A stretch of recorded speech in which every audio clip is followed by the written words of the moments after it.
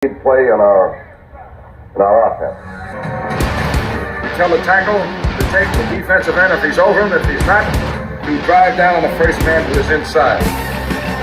Fullback, we tell him to take the first man outside the offensive tackle. No one shows. He goes right by them and steals inside. If the YN has the linebacker taken out, he cuts inside. If the YN has the linebacker in, he comes all the way around. If you look at this play, what we're trying to get is a seal here and a seal here, and try to run this play in the alley.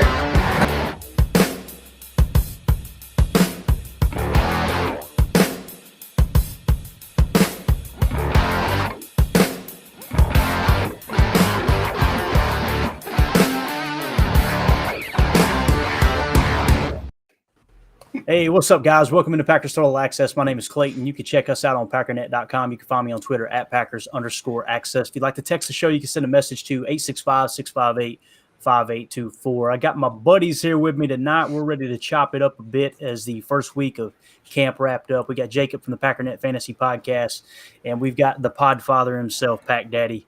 Fellas, I don't know about you, but I'm very upbeat going into full pads tomorrow. Ryan, you agree? You feeling good about what we just saw? Especially, I know the other day you were talking about Jordan Love. Like, hey man, I want to see more. I feel like he bounced back yesterday. Do you agree? Yeah, every day got better. First day was bad. Second day was so-so. Third day I thought was right on the money. So I will say Bears fans have convinced me that the most important thing is throwing into a net. So we got to make sure that we get a lot of really good throws at nets. I don't think we're doing that enough in practice. That is the most critical thing to a football team is throwing into a net. So we do have to do that a little bit more. But otherwise, yeah, I'm excited. Sarcasm's thick tonight, fellas. I'm telling you, it's going to be a good show. It's going to be a good one. Jacob, how you feel about the net? I seen your boy Mr. Magoo nailing that net. I was going to say, we still got net nailers. That sounds weird, but that sounds really bad. Every time when we start this Twitter, I was just she said. Oh no. Yo. Yeah, copyright. No. I just had this random premonition here. Every time we go live, you guys see me scrambling on my phone. It's because I have control of like 3 Twitter accounts, or I'm sorry, X accounts. So I X'd my X. I don't know what that means. I don't either. I try to throw them out as fast as I can, but I just noticed today that's a little bit weird, right?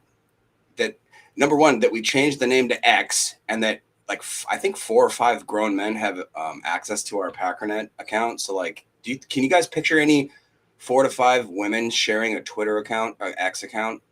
Can you see that happening? I'm just saying. I don't know where we're going with this, but I'm just saying logistically, it's kind of neat. I'll tell you, when we started this show, the only thing I was worried about is I've got my dog Nitschke down here. I got to pick Mandy up at the airport here in a couple hours. So he's going to hear this chainsaw that's going on outside on the property, and he's going to be barking. But now I'm worried about where Jacob's steering the ship here. I'm a little concerned about that. So I don't know, man. I don't know. We got Elevated Shine said dirty talk already. I'm here for it. We know you are, you creep. Always. Mr. Green in the house. We got Tim in Green Bay says nothing but net, baby. Exactly. I'm afraid to read this one. Jacob, right now, sometimes I'll start a sentence and I don't even know where it's going. I just hope I find it along the way. Exactly correct. Exactly. All right, fellas, let's do this. Let's get boring for a second. Yes. I was kind of listening to Matt LaFleur earlier. That's what I do in my spare time. Just listen to a coach talk, and I do this and just try to pick every little thing apart, right? He was actually talking about Jayden Reed, or not Jayden Reed specifically, but he was asked a question about who's going to take the slot snaps, right? And I always crack up how some of the reporters try to structure a question in a way to get a specific answer. I know our media never does that in this country. I understand that completely, but it was really strange. I'm going to make sure I got the right one here. I think this is it. Yeah, it looks like it. It's like they're trying to paint this picture like, hey, look, you don't have anybody to play slot now, right?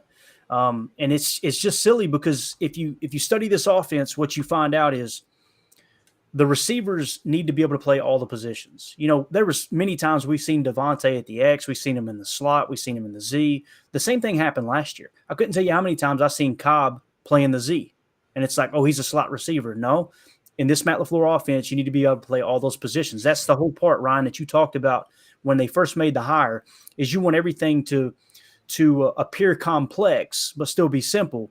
The best way to do that is, they can't key in on one specific quote unquote position, right? You may come out, one play and have Christian Watson playing the boundary X. You may come out the next and have him playing a Z. And then, oh, by the way, the next play he's in a slot when you got a 2x2 set and he's going to be running a reverse, a jet sweep. So keeping things very random is very important to this. But again, they always try to paint this picture like, you lost your slot receiver. What are you going to do now? Let's hear what Coach LaFleur had to say about that. And I want to get your all's opinion. Rotate your receivers through. What is your philosophy on a slot receiver? Like Allen Lazard was predominantly your guy last year, and he's obviously not the prototype of the position. Jayden Reed kind of I love is. the stare. Would you like to have, with some exaggeration here, just a slot receiver, or are you going to continue kind of that everybody plays that kind of role? Yeah, I think it's just it all comes down to what are you asking them to do? Are you asking them to run choice routes? Are you asking them to, big body whoever's in the nickel slot? A lot of it is matchup based, I would say. Like when you had a bigger slot like a Lazard and you got a little nickel, then you feel more comfortable putting him in there, and he can go just with his sheer strength and win on some routes. Versus, do you have a really quick slot? Is the nickel a bigger nickel? Then it's all matchup based, and it's all predicated on what are we asking these guys to do, because there's going to be certain guys that you're not going to ask them to run a choice route, and it takes a certain skill set for that, as well as just being able to recognize the coverage and how to win on certain routes. So I would say that's a pretty complex question in terms of what's best, and there's a lot of different layers to it. Now, Coach, it's not complex. You're just making it complex. We're playing Madden here. Who are you putting in your slot position? The big thing that stands out to me is, like you said, what are you asking them to do? Jayden Reed, I noticed him running choice routes at Michigan State. That's something I did pick up on. There was times that they were playing 8-10 yards off the ball. He would try to set them up on the boundary, and you could tell he was just reading the corner the whole way, right? And that's what a choice route is, guys. Some people call it option routes, choice routes. You're reading the DB, and you're basically going in the opposite direction. If you don't know what I'm talking about, just turn on the Kansas City tape. It's exactly what you see with Travis Kelce 90% of the time. It's what you see with Devontae Adams when he was here. So with that being said, who are you asking to run choice routes? I think what he means there, Ryan, is like, hey, look, if Musgrave is lined up, let's say he is lined up in the Z or whatever, let's say he's out there as a receiver, they may not be putting that on him to run choice routes, right? And when it comes to choice routes, like some guys aren't, they're just not going to do it because they don't have the ability to recognize the coverage yet. In the past, people would say, oh, Aaron and the receivers aren't on the same page. It wasn't that, hey, they need time together to build this rapport. I mean, that's important, don't get me wrong. But what they're saying is the receiver doesn't understand how to read the DB yet within this offense. Now, it doesn't help that Aaron's out there changing the play and doing all the hand signals and all that crazy stuff. But with that being said, Ryan, are you concerned with that at all? When he's talking about having, it being matchup based, he even mentioned, are they playing big nickel? What does the scouting report say when you're playing big nickel? How do you attack them playing big nickel, right? Are you concerned about these receivers picking this up and more specifically people like Jayden Reed, Luke Musgrave, people like that? Well, I mean, for that specific question, yeah. I mean, we got a lot of young guys, and it takes a long time to figure stuff out. I mean, it's not going to happen in just one off season. But yeah, I mean, getting back to the bigger part that you were talking about in the beginning, I think we all have too much of a simplistic view of football, or we try to. I do this too, where it's like, who's your slot? You don't have a guy that's just – nobody plays slot 100% of the time. Nobody plays slot 0% of the time. It's almost like we don't even watch the Packer games. Like, how many times do we see guys in just random spots? We see the bunches of three guys. We see this. We see that. Motions all over the place. We used to do this like 5, maybe more years ago with free safety and strong safety. We were constantly trying to pigeonhole one, and then as the NFL evolved, it's like we had to be told for about 5 years, we don't really do that anymore. But nobody listened. Well, who's the strong safety? Who's a free safety? Nobody listens. Right. Or even back when it was, you got your on the right side of the defense, you got your pass rushing edge rusher. And then on the left side, you got your run defending edge rusher. We don't really do that anymore. Right. So it's kind of the same thing here where it's like, is he the slot guy? Is he the guy that's going to be in the slot more so than Christian Watson? Probably. Right. Is he going to be a pure slot? No, he's going to do everything. And he has to, just like everybody has to do everything. So, I mean, we got to stop being overly simplistic with this stuff, but as far as the question you asked, yeah, I think a lot of these guys are going to take some time, and maybe that does lend itself to, we want to stick you in the slot maybe a little bit more just so you have one job, and then we'll start to branch out from there. But overall, yeah, if you're going to play in this offense, you have to learn to do everything. Yeah.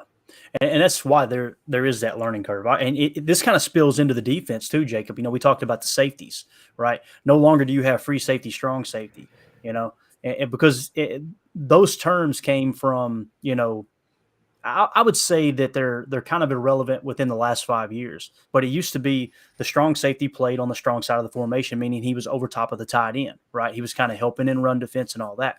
Now with this quarter's look, you're showing that shell pre-snap. You got the safeties up on the shelf. Then you really need safeties to be more universal. They need to be these hybrid types that can play both the run and the pass, because you don't know where the rotation is going to come from. That's the whole purpose. What about you, man? You concerned at all? I mean, I'm not concerned. That's not the word, like Ryan said. I'm just more excited because we've shown that, like, the modern NFL, we used to think, basically in my head, I think the slot means it's Wes Welker because he's short and he's small and he's shifty and he has to be able to move around. He does motion. He does all that kind of stuff. That's not really how this is going. And it's even not how defenses, because defenses started learning, like, okay, when that dude's on the field, he's the slot. So we're going to be wise to all the weird shiftiness and he's going on. And like, when you go back to that clip, just thinking that Lazard was our predominant slot, like, I don't know, maybe it's a lot of an upgrade, I would say, to a Musgrave. Obviously, he's been maybe struggling at times, but I'm really excited to see what Reed's going to do, because I just think that he's, and again, like Ryan again said, like, I don't think that Musgrave is pigeonholed there. Obviously, Reed's not pigeonholed there, but even guys like Dobbs and Watson, they're not. I mean, I don't know where Watson is necessarily. You can't. I don't think you can call him just a straight up X, because he's the deep threat. He's the end around guy, but also Dobbs is more of like the possession guy. I feel like at the moment, I think he has the most chemistry, but I think that we can get into it later. I think that this team has a lot of chemistry, a lot of excitement, and nobody has an ego really. They're all kind of matching each other's egos, which is a really cool thing to see. The other thing I wanted to add real quick about that is you talked about matchup based, and that's kind of what I've been touching on a little bit on the podcast, as far as we have a lot of different guys that can do a lot of different things. You got tools in the toolbox. Every opponent you go up against is a different team that has different strengths and different weaknesses. So you're going to want to attack something. It's not a matter of, you know, we got our weapon over here and our weapon over here and our slot weapon. It's how do we want to attack this team? And the point is, we have a tool for everything. We just got a massive toolbox that can handle just about anything. So, you know, we got the big fast guy, we got the shorter shifty guys, we got the big fast tight end, we got the bigger stronger tight end. The point is, no matter what it is we want to do, we should have a guy that can handle those responsibilities. Absolutely. And, you know, to kind of expand on that, you have teams, they'll come out, you know, they may come out in a bunch set. One defense, you know, the Seahawks may play defensively, you know, from a schematic standpoint, so they may play the bunch way different than the Bears do, right? Yeah. You know, it all varies by the opponent. Same thing with trips. Same thing with 2x2. A switch concept. As simple as coming out in a bunch, and the DBs have got to know, okay, if there's a switch concept, meaning at the line of scrimmage, two receivers pass by each other, we're going to play it this way.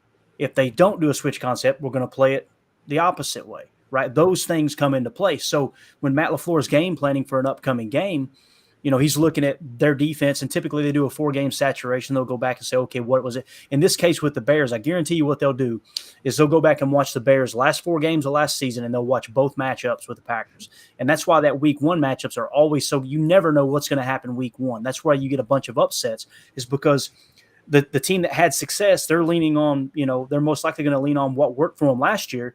And then from the underdog standpoint, they're coming in going, all right, we're going to shut that down.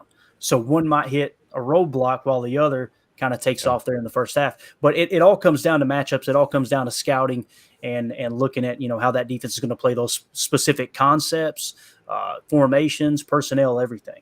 I get excited thinking about Musgrave taking on that Lazard role. And what I mean by Lazard role, what they did with Lazard was they almost used him like a tight end, especially on those bunch sets. Bunch X nasty. When they ran Bunch X nasty, it was they would put Lazard in a position where he can even start at the Z, then shift to the slot, and then crack back inside with a block, right? I want to see Musgrave kind of play that role because he's got more speed than Lazard. I'm convinced of. That's what I'm really excited about. Knucklehead Paul in the chat says, let's go. Pads come on tomorrow. Some real football. Much love, bro. Appreciate you dropping through, man. We got Brad in the chat says, I love this channel. Love the news from the holler. That's a pretty good way of describing it, I believe, man. News from the holler. I like it. All right. And then we've got here one more comment. Zane says, Reed is going to be nice. I see the guys making plays any spot on the field. Since you brung him up, let's do this. Let's go ahead and share the screen. Let's talk a little Jayden Reed real quick. I believe I've got the right video here. Want to make sure. Nope, that's the wrong one. So give me just a second.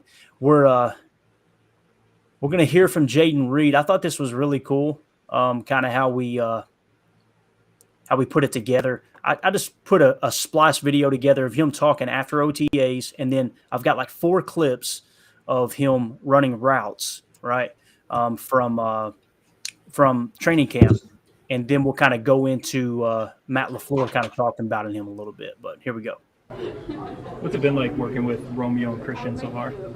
Leaders, I'm just following the lead. Those great guys, they show the example, they show the standard. I try my best to follow that standard, and that's what it's going to take for us to be great. So. Jaden, the same thing as far as the punt returning, being back there with Keyshawn. How much did you know about him? What have you thought of just working with him? Yeah, I've definitely seen him like on his returns and everything, just watching him, on TV and stuff. So, I definitely look up to that. I'm just following by him. He's leading the way, and him and Coach Rich, they're coaching us up from that standpoint, and just following the small details, and that's what it's going to take. So.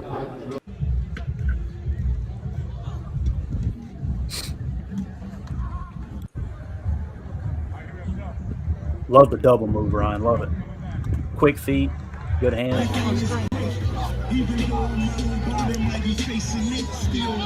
Over to Devondre Campbell. This one right here gets you real excited. A little jet sweep for those of you on the pods.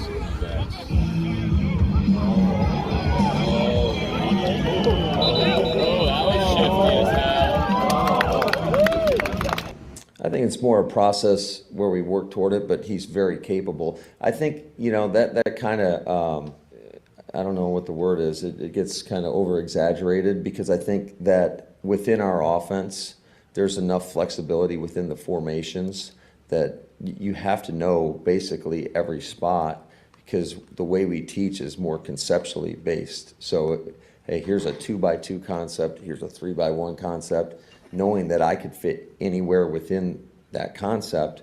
Now, where you see these guys take maybe the next step is, okay, I know where the F fits within that concept, but can I, within the same day, go play Z or X? And that's where it kind of gets a little bit more complex, I would say. But ultimately, they'd have to know the concept and could be at any of those spots. I don't know if that makes any sense to you guys or not, but it doesn't, Coach. I guarantee. How many times during camp is he going to run each of those things? Is it possible he might only run those a couple of times during the whole season? Yeah, it's a challenge, and I think that's always one of the things that you have to evaluate as a coach is sometimes less is more, and what's too much. Or we're always going to try to push, and throw a bunch of stuff at these guys, but it's amazing, you. Going through some of the cut-ups from OTAs, and you think you may have repped a play a bunch of times, and you look on there and you repped it 3 times. So it is challenging. Certainly we get a lot more reps, I would say, in the walkthrough or jog-through portions, whether it's pre-practice, whether it's, in our evening sessions. But there's still nothing like those live full-speed reps. All right. So what he was talking about there, Ryan, I mean, it was almost word for word what you just mentioned, right? The one thing he did say, and this might be a good little teaching point, when he says, I know where the F fits. I know some of you with the dirty mind thought something else, but what he's talking about is the F tight end, all right? And in this Matt LaFleur offense, the F tight end is the tight end with receiver traits, right? The ones that are going to line up predominantly to be a wide receiver, more or less, right? Now, they may go with an F shift and put him back attached to the line where he would technically be the Y, but he refers to that style of tight end as the F tight end. He said, where the F fits, right? Now it's just fitting those other pieces in. where they're going to be strong, basically. So, as far as Jayden Reed, the reason I wanted to point that out, he played everywhere in college. Like I said, he ran choice routes. Like I was talking about with the DBs, when they played off, you could see the choice routes kind of come alive. I've seen him run bubble screens. I've seen him run smoke screens. Jacob, you remember the shot we watched where he caught a smoke screen and broke a linebacker tackle? Like literally the linebacker was hanging off of him as he's dragging him down the field. Yep. Ended up breaking, I think he broke 6 tackles on that play and got 8 yards after contact. That's the type of stuff he can do. I'm excited to see him on those jet sweeps. And those training camp highlights, that one catch, and I said it there, Ryan, that was over Devondre Campbell down the seam, dude. Like they're trying Jayden Reed everywhere. And I understand the pads aren't on. I get it. I completely get it. But you can see, man, he's got the skills to play all over the wide receiver spot. Yeah, no, I think my favorite thing about Jayden Reed is just how smooth and natural he looks. He really does make it look easy. Some of the guys, you worry about them when they catch it. They're kind of fumbling a little bit. I don't think it was in your little highlight reel, but there was one play that I saw that he just catches it. Your little highlight reel. in your little highlight. In the highlight reel that had a few clips in it. I'm sorry. It didn't have the one that I saw, but it was just, why are you the way that you are? Oh, screw everybody.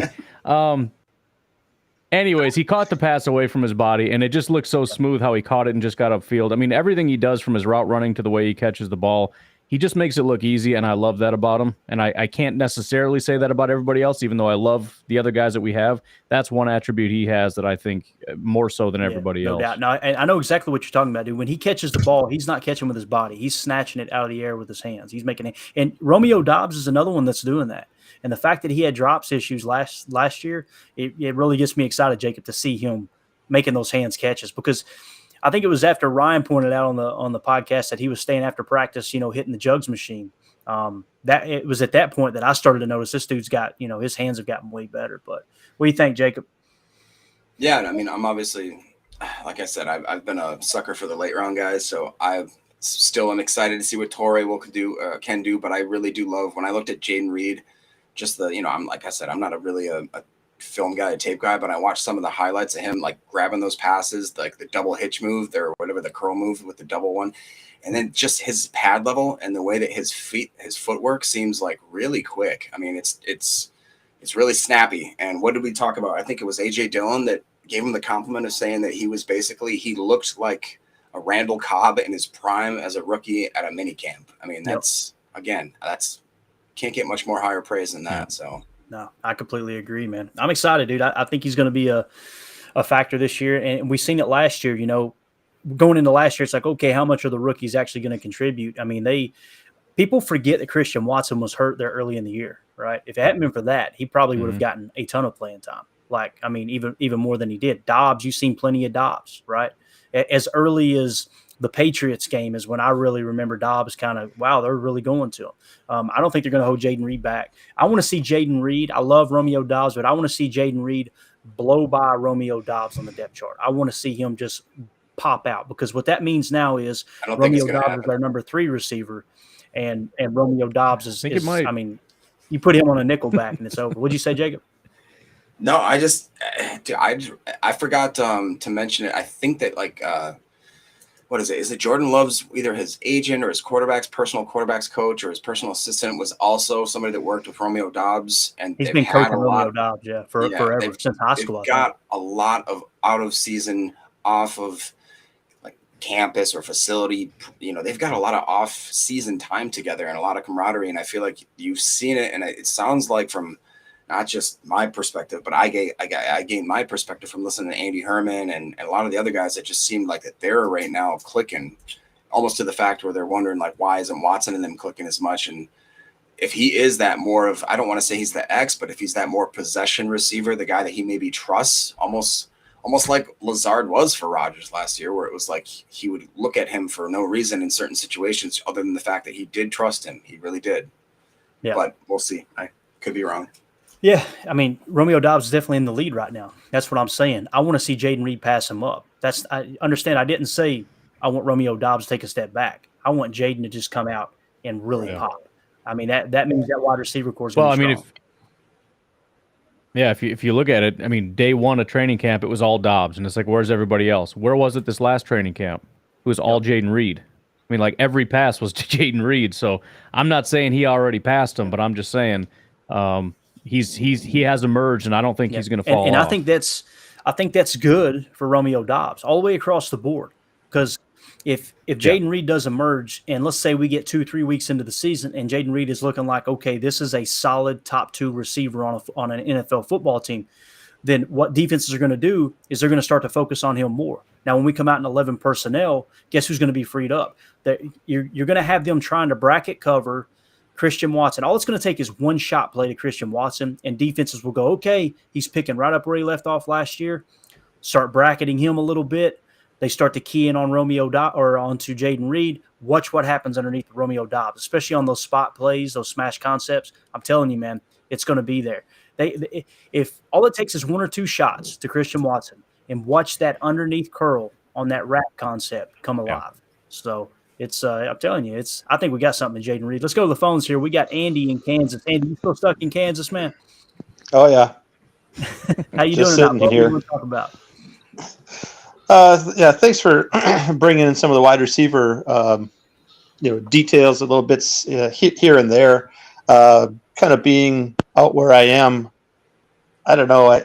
When you hear the individual pieces of this guy's doing this and that guy's doing that, and it changes from day to day. I mean, you'll get the big time Packers social media guys listing player of the day, and there's usually 3 or 4 of them, and they seem to be different guys, quite a bit. So I don't know what to make of it exactly right now, only because we don't know we don't know the final dish that's getting put together. Or if you remember the old massive packs of Crayola crayons, like the 96 pack, right?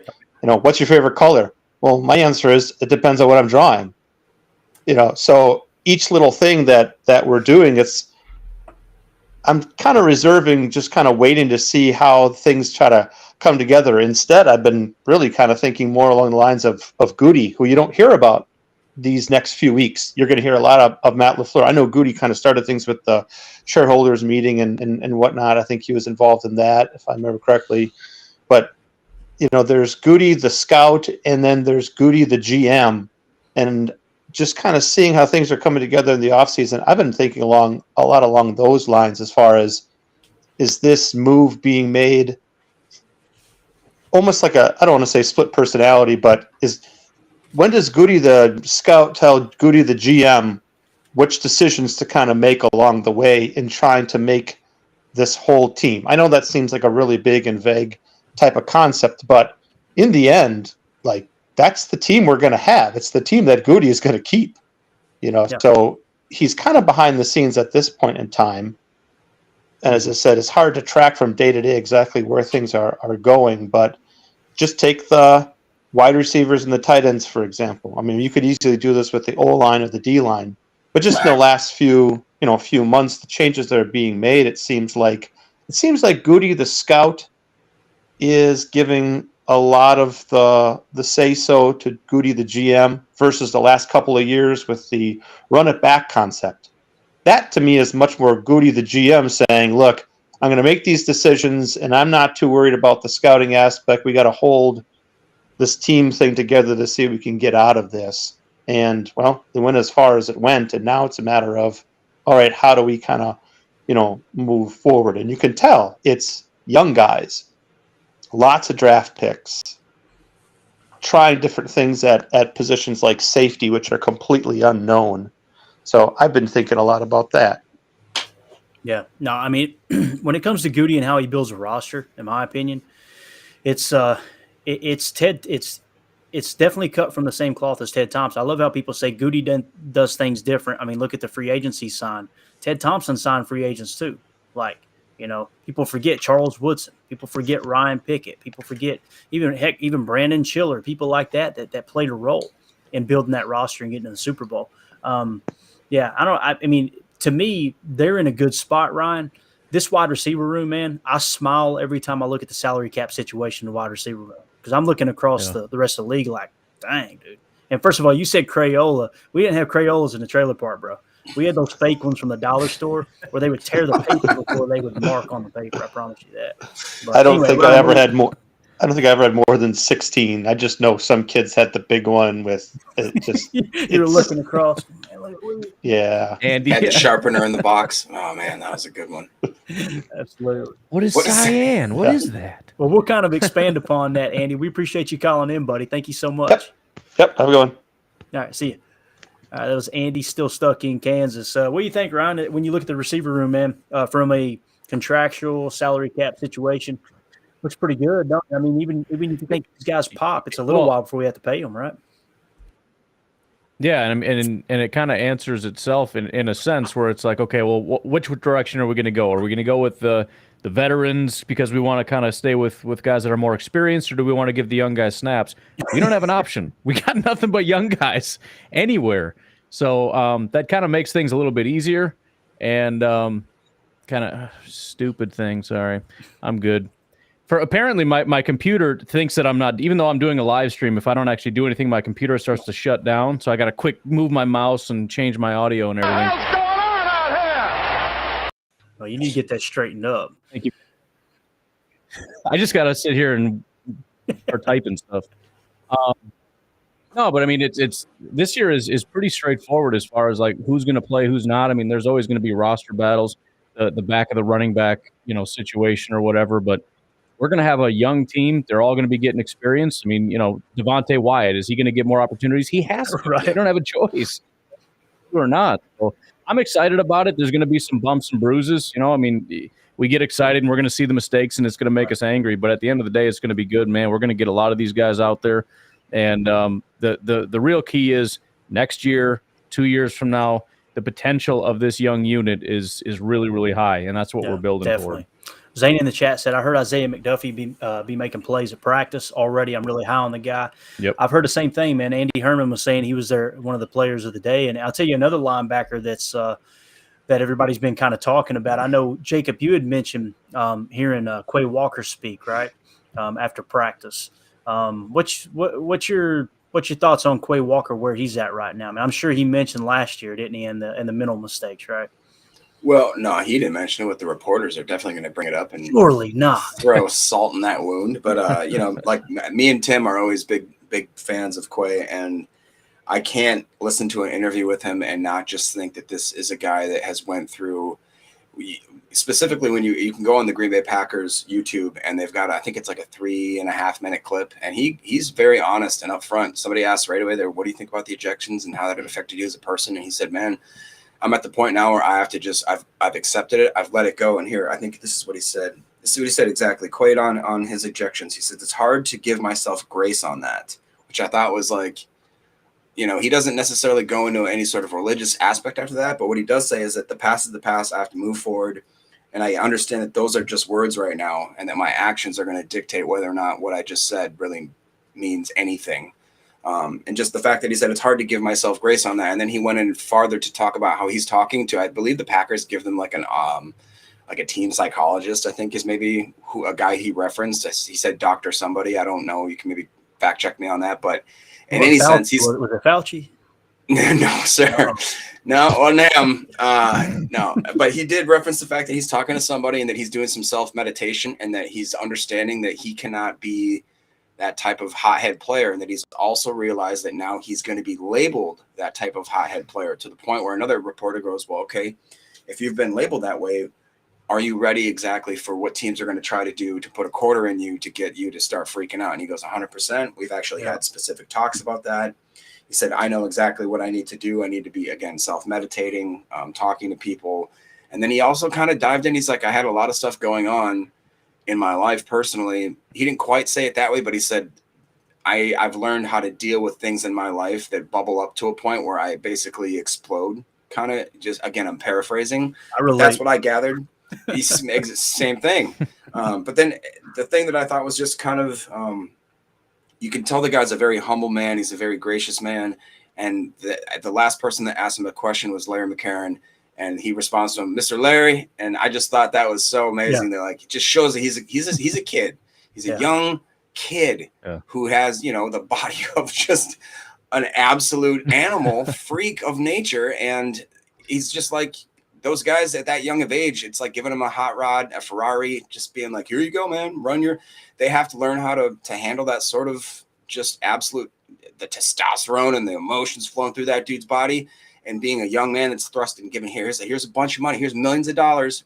Now go ahead and be a good person. It's like, no, dude, that's not how the human body works and human emotions work. So everything I hear from him, I completely just think that he is somebody that's taken all of those lumps and is going to move forward and actually not just be a mouthpiece. He's not just going to say, I learned from it. He's actually living it day by day. And I think his teammates are starting to see it too. So, yeah, like I said, man, he won me over. When I seen him going down that tunnel last year, I was just like, man, I felt so bad for him. I want emotion, you know? It was just, because when I was that age, I was a moron. And I'm still a moron. I'm a man. I'm 40. Which is actually a true story. I am 40. That's funny.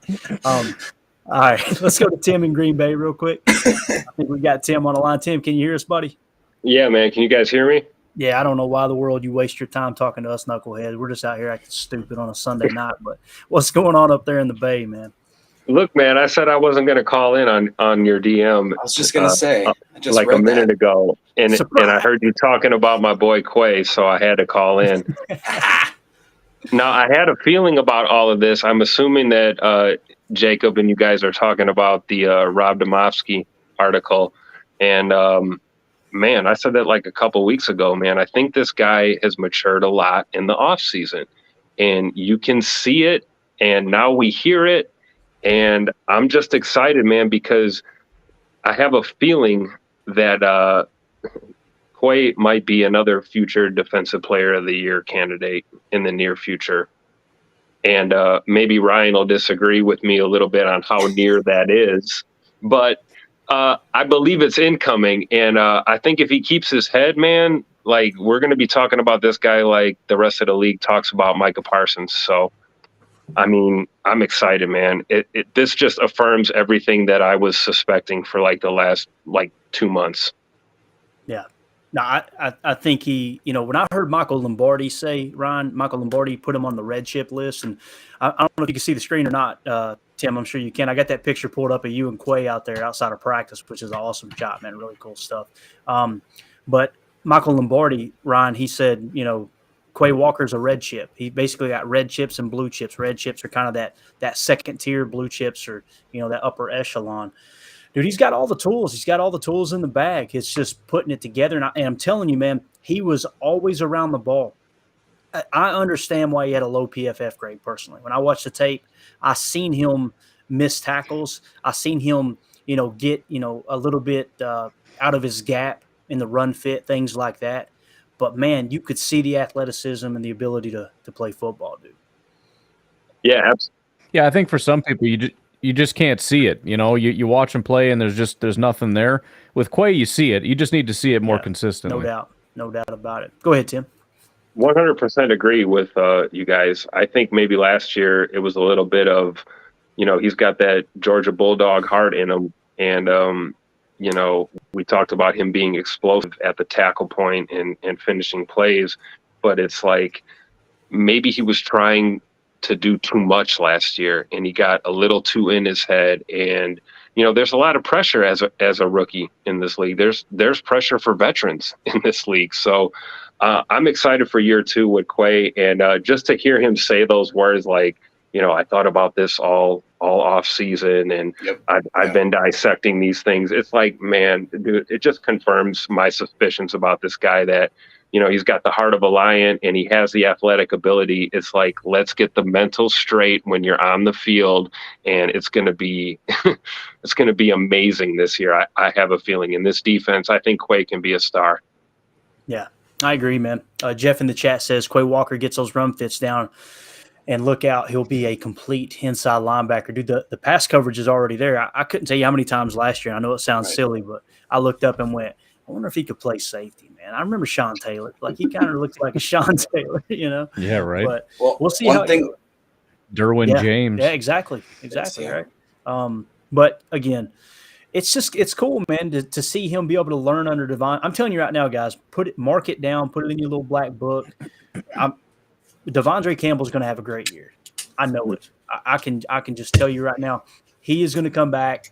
He's going to get back to that all-pro form. I think you're going to see him grade out in the upper 70s at the minimum, probably in the 80s. He's going to be one of the best inside linebackers there. To find out that he was playing hurt all year and still pick sixes and still, playing at a high level, in my opinion, he's still one of the highest graded players on defense, We get him and him back up to his normal level of play, and then of course Rashawn Gary back healthy. Man, sky's the limit, dude. I'm getting excited over Lucas Van Ness. Love how humble he is.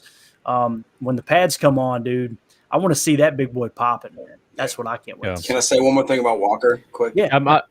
Just the last thing is, again, we all ranted and raved. Why don't we ever see our rookies play and actually have playing time? Well, we threw him in literally and basically said, "Here, you're a starter," and we saw what happens. He was a great coverage linebacker, like almost shockingly good.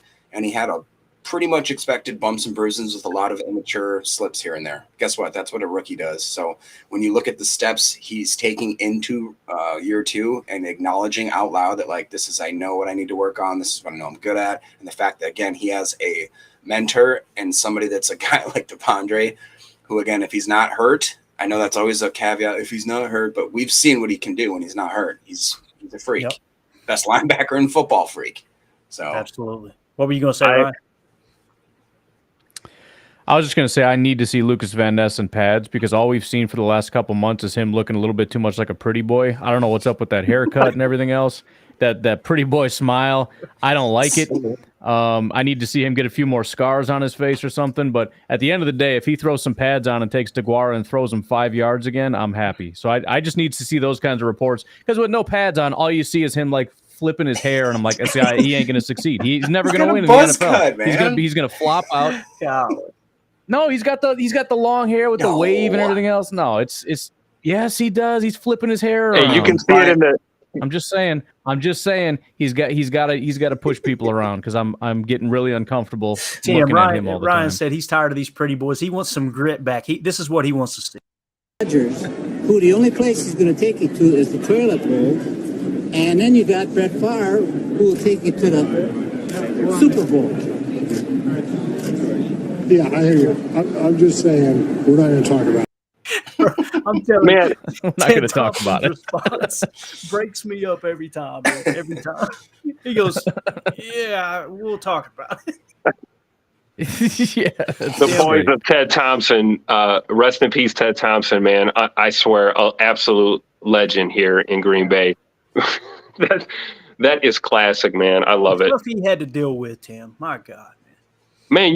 It's funny because, like, you were talking about Devondre Campbell. It's like, how cool is this? Like, hurt, banged up or not, like, just like the absolute game that these young players are going to soak up from him. It's just, it's like we talked about, Mercedes Lewis last year with a lot of the younger guys. It's like, this is Devondre on the defensive end. And I just think he leads by example, and it's going to be a great year for a lot of these guys just playing alongside him. Yeah, I completely agree, man. Completely agree. Tim, buddy, we appreciate you calling in, man. Hey, listen, anytime that link's out there, you jump in here, dude. I know you said you wasn't coming on, but we appreciate you dropping by. Hey, I had to, because, like, going off of Ryan's point, like, we got the first real practice tomorrow. That's what I had to send to you guys, the first real practice. So I'm locked and loading, guys. Thanks for having me on. All right, buddy. Have a good night, man. We'll see you. All right. All right. Ryan, I seen what you just did there. Is that you? Did you do that down there with the Lucas Van Ness picture? Who is that? I did. I don't know why it's not popping up, but tell me I'm lying. You can see it. No, tell me I'm lying. Dude, I get it. He. All right. I can't figure out if he, I can't figure out if he reminds me of American Psycho or if he's going to balance a checkbook. You know what I mean? Like he literally just looks like, I don't know. He kind of looks like a CPA. If you cut it off right here, he does look like a CPA. He really does. Jeff Machete says Pac Daddy wants LVN to say, "If he dies, he dies." Exactly. I wish we could pull that up on the screen though. I don't know how to do it. Yeah, I don't know why it's not working. Whatever. That's all we got. Maybe it's copyright. He's got his image. He's so pretty. He's got his image. There he is. Yeah. Yeah. Can't handle it. Makes sense. All right. Let's see. Let's go back to the chat here real quick. I did see something up here. Brad says, "What do you think the chances are that Musgrave breaks the season-long receiving records for the Packers?" Jeez. I know this, Ryan. There's a rookie tight end record that he's poised to torch. I think if he truly is tight end one, and they're going to flex him out to F. I think the rookie tight end catch record in Packers history is like 35. Is that what it was? 35 or 40 catches? Oh, you're talking for team, yeah. Oh wow! Now, as far as yards, I'm not expecting a whole lot that rookie year, but who knows, man? I guarantee. I promise you this: people weren't expecting Kittle to contribute his rookie year, right? They weren't expecting Kelsey to contribute at the level he has, right? Or else they would have been first-round picks. So you never know. That's why I was okay with them trying to take Musgrave in the second round there, because when people said, "Oh, you never want to take a tight end that early," I'm going, okay. So if you think it's Travis Kelce, you're not going to spend a second-round pick. Of course you are. Like that's so silly. So yeah, I'm excited about Musgrave, man. As soon as he blows up, I'll have a jersey hanging back here. I promise you that. We just got to wait and see it, man. We got to wait and see it. Let's see here in the chat. We've got Zane says, "I need a better A.J. Dillon this year. Was a little disappointed last year. He's too big to be getting tackled down from the first guy. Need more from him." Did you hear what his wife said to him, Ryan? Did you hear about this? No. This was A.J. Dillon talking about it, and I can't remember who was talking. It might have been Jen from Jen, Gabe, and Chewy, or one of those shows. It could have been Cassidy Hill. I just remember a lady talking about being at A.J. Dillon's children's book event, and he said that his wife sat down with him and pulled up tape from Boston College in his rookie year and said, "You see this guy?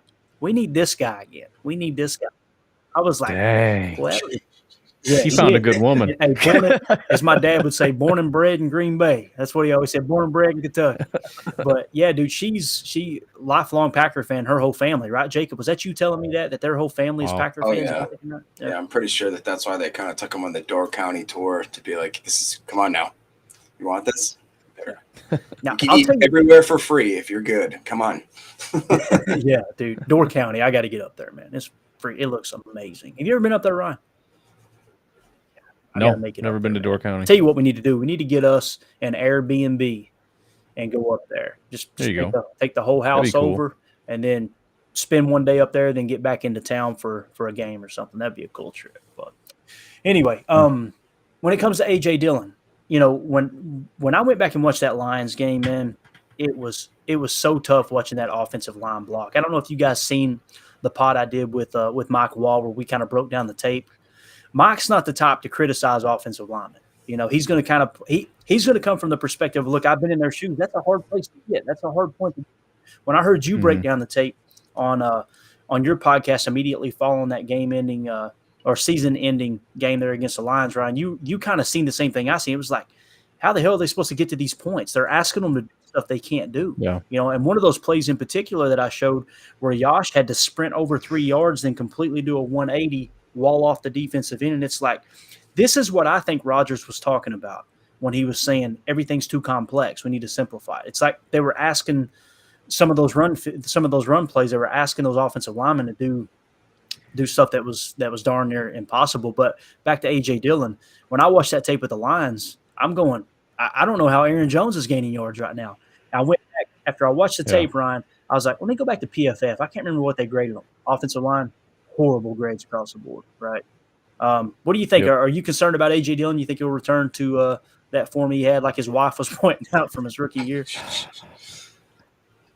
Well, yeah, I mean, I think the offensive line's definitely, and it's not even the offensive line is a problem. It's like you said. I mean, they're being asked to do impossible things, and it just didn't look very good. I do get the point about him not bringing as much power as I know he can, and I think that's probably legit. The other thing that really annoyed me last year, I think, if anything, with A.J. Dillon was he doesn't trust the offensive line. He bails quick, and maybe that's just because they're not doing a great job. But you'll see sometimes where eventually that'll open up, but he's just like, no, I'm not doing it. He'll go to green grass, and he'll just get hit because there's a linebacker just waiting. You're not going to – it looks green now. It closes way too fast. So, yeah, the offensive line's got to do a better job, but he's got to trust those guys a little bit. And I think that's why Aaron Jones does such a good job, because I'll see him consistently run through holes that don't exist. because they just open just in time and he gets through it. Dylan's not messing with that. He's like, nope, it's not there. There's the grass. I'm going to run, and he doesn't go anywhere. So, as a non-coach, if I could give him any pointers which he wouldn't give a crap about, I would just say that would be the one thing is you got to trust a little bit, be a little bit more patient with the assigned role of what you're supposed to be doing it before you bail on it. Jacob, what do you think, Bo? Yeah, same thing. I think I've heard him not in the recent interviews, but in like some post-season interviews talking about how he needs to get back to having a more aggressive pad level, lower his shoulder, aggressive, more Jerome Bettis type running system. I think that with his size and speed, the only other person that's comparable to him right now in the league is Derrick Henry. That run the same sub 40 and the same weight set parameter. So like, come on, man, you got some big shoes to fill there. And I would argue that he's way better receiver than Derrick Henry. So if he can get to that point where and again, I think it's unfair because or fair, whatever, however you look at it, he has never really had at Boston College. He had one of the worst graded offensive lines basically the whole time he was there. Oh, it was horrific. So he is used to just literally. He should know how to gotta go that way. I've got to just pound my whole body that way for 3 yards and then maybe fall forward for another half yard. And the one thing to tie it into Cheesehead Murph talked about, what do we think Aaron Jones is going to do this year? I think that'll tie in again how A.J. Dillon is operating. If they are going to take that pressure, I think the whole year is basically based off this. If the defense take the pressure off Love, and if the running game takes the pressure off Love, then he can pick his reads and really start. I think he can dissect it.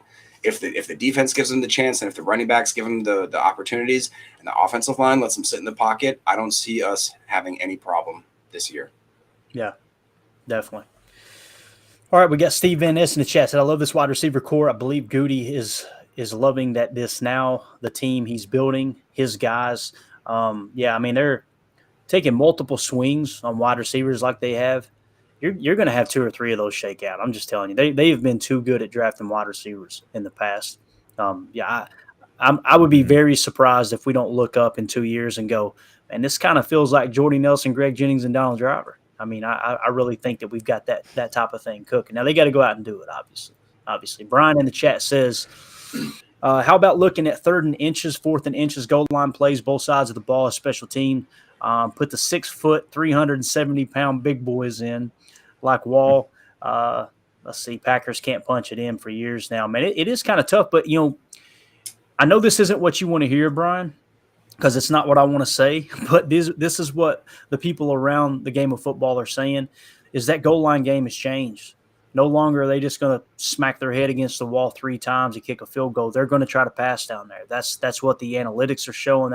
It's frustrating. It's hard to watch. I mean, you think people would learn their lesson when Russell Wilson gives away the Super Bowl with beast mode sitting there in the backfield, like, why ain't we running the rock? But it's definitely kind of the direct, and maybe it'll come back. Maybe it'll come back around now. Who knows? Let's see here. We got Andy in the chat says, we need linebackers with fierce control. Quay's talents are going to shine this year. He probably had more losses in 2022 than all his years at Georgia, man. It's got to be a big hit to the ego, Ryan, when you come from a place where Georgia's just running roughshod over everybody, in college football. Yeah. For sure. All right, let's see here if there's anything else in the chat before we wrap this bear up, man. We're getting to the point, guys. I hate to say it, but we're getting to the point with the pod and the live stream that we're not going to be able to read every comment, so please don't take offense to it. I'd say what we'll probably end up doing is having like the super chat feature that so many people use, where we'll definitely prioritize people that want to kind of help the show. I've had people reach out and go, hey man, what's your Venmo? What's this? What's that? We're going to have super chats pretty soon, and that's a good way to if you want to throw $1 at the show and get your comment read. But the channel is just growing right now at a rate where it's like, man, it's awesome. It's what we wanted. But at the same time, Ryan, it's kind of like as everybody gets older, right? You think back on the high school days and your buddies and everything. It's like, man, I'd like to hang out with those guys again. The chat's going to get to the point where we can't keep up, man. I mean, we got 42 watching live right now. Yeah. Some people will read that and go, that ain't nothing, right? But when you got a 3rd grade education like me and it's in Kentucky, then it's hard to keep up. All right, I'm just trying to scroll through here and make sure I didn't miss anything. Jacob, any last points? We're at the 54-minute mark. Anything else you want to hit while I kind of comb through the chat here? I do, just really quick. I've seen a number of people reference in the chat. By the way, real quick, Stefan from Austria. That's pretty cool that we have, multinational Yeah, Austria. Put another shrimp on the bobby. Yeah. Good stuff. Hey, hold up. Oh, I'm sorry. I don't mean to cut you off there. I'm going to give it right back to you. Stefan, I need to know, man, what's like the go-to dish in Austria? What's the food? Like you say, okay, this is what we're known for. I got to know, man. Go ahead, Jake. Sorry. So just talking about, I've seen so many people. And what are you laughing about, Ryan? Because you missed the whole joke, man. You missed it. What was it's the Dumb and joke? Dumber reference. You said Austria. I said whatever. I don't want to explain it. It's funny. The David Bakhtiari interview. He went on a really specific thing where he was talking about. They asked him. A reporter said, "Look, what's the vibe of the team this year?" And David Bakhtiari. It's a great interview, just because he doesn't care anymore, and you could tell. Like he cares a lot about certain things, but he's so coy with the media.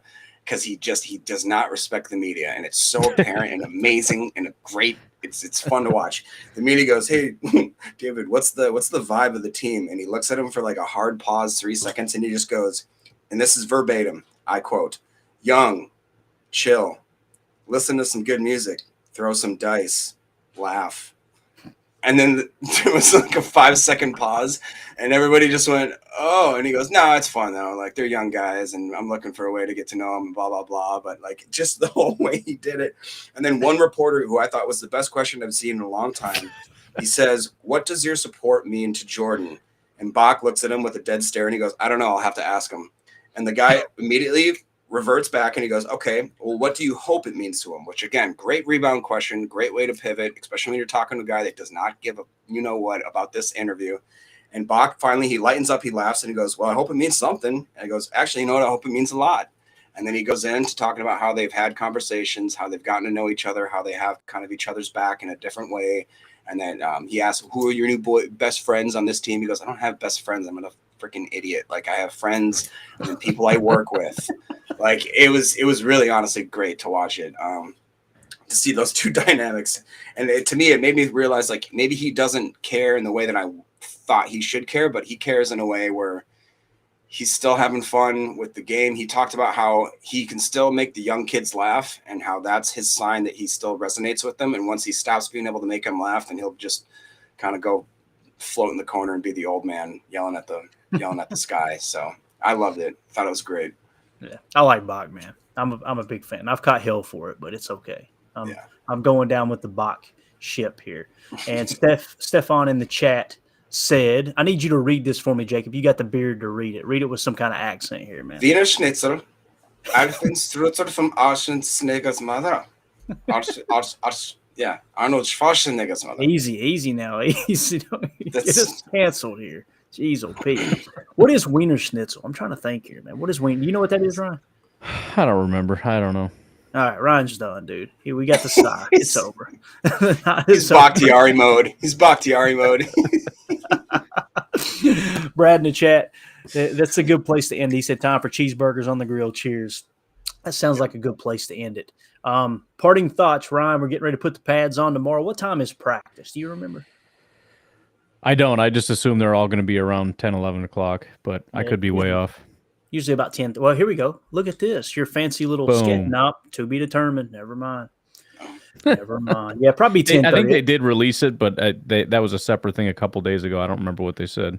Okay, got you. Well, I'm excited to see the pads come on. I think it's going to be a lot of fun. Jacob, anything before we go, bub? No, man. We're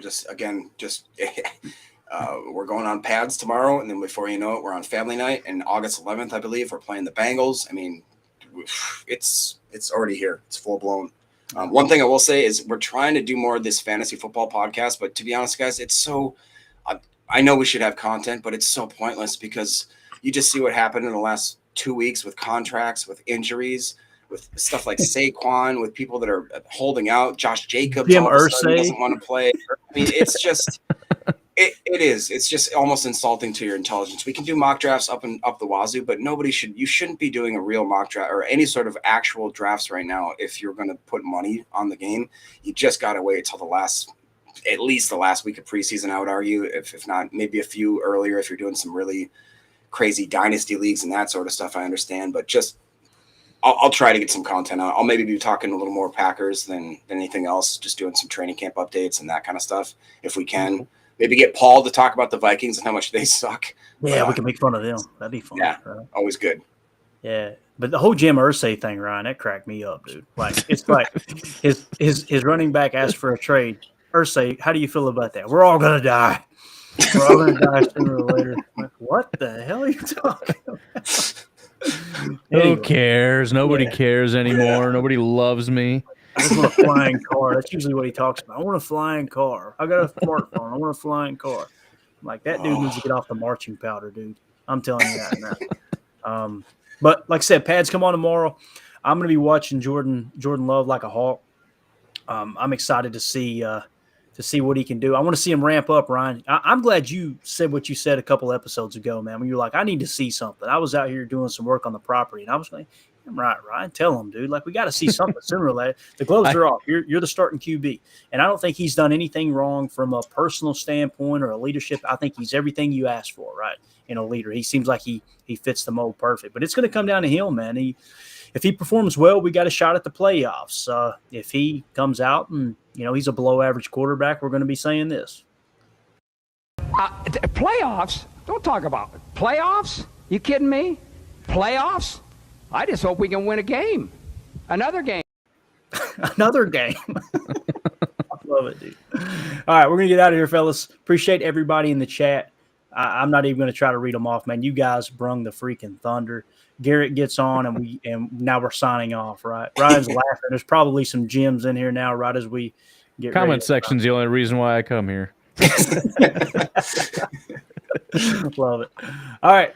Thank you guys in the chat. Really appreciate y'all hanging out with us. For those of you listening on the pod, hope you have an awesome day. Thank you for making us a part of your day as well. As always, let's go out and be the change we want to see in the world. And go, Pack, go. The power sweep actually is the lead play in our offense. You tell the tackle to take the defensive end if he's over him. If he's not, to drive down on the first man who is inside. Fullback, we tell him to take the first man outside the offensive tackle. No one shows. He goes right by them and steals inside. If the YN has the linebacker taken out, he cuts inside. If the YN has the linebacker in, he comes all the way around. If you look at this play, what we're trying to get is a seal here and a seal here, and try to run this play in the alley.